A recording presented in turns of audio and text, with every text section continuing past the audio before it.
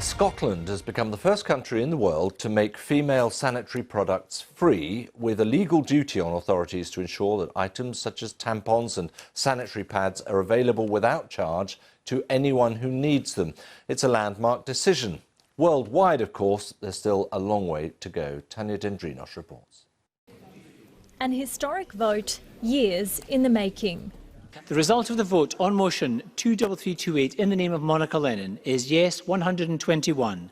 There were no votes against, there were no abstentions. The motion is agreed and the Period Products Free Provision Scotland Bill is passed. Monica Lennon seeing out her vision, with Scotland becoming the first country in the world to make period products free for anyone who needs them.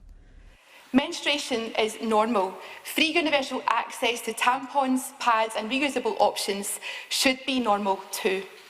Period dignity for all isn't radical or extreme. It's simply the right thing to do. Period poverty is an issue the world over. Women in both impoverished nations as well as those in developed countries unable to afford suitable sanitary products, resorting to toilet paper, socks and even newspaper. It affects self-esteem and even keeps girls from school, having a significant impact on their education.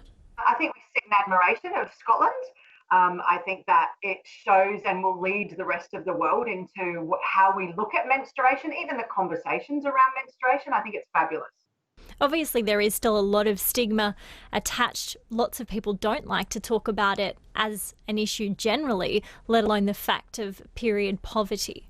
Period poverty is multi-pronged. So we look at period poverty, and while we can give access to sanitary items, we also need to remove the shame and stigma around menstruation. We also need to educate so that our girls and our boys are learning about menstruation in a way that they can hear it, take it in and remove the shame and stigma around it.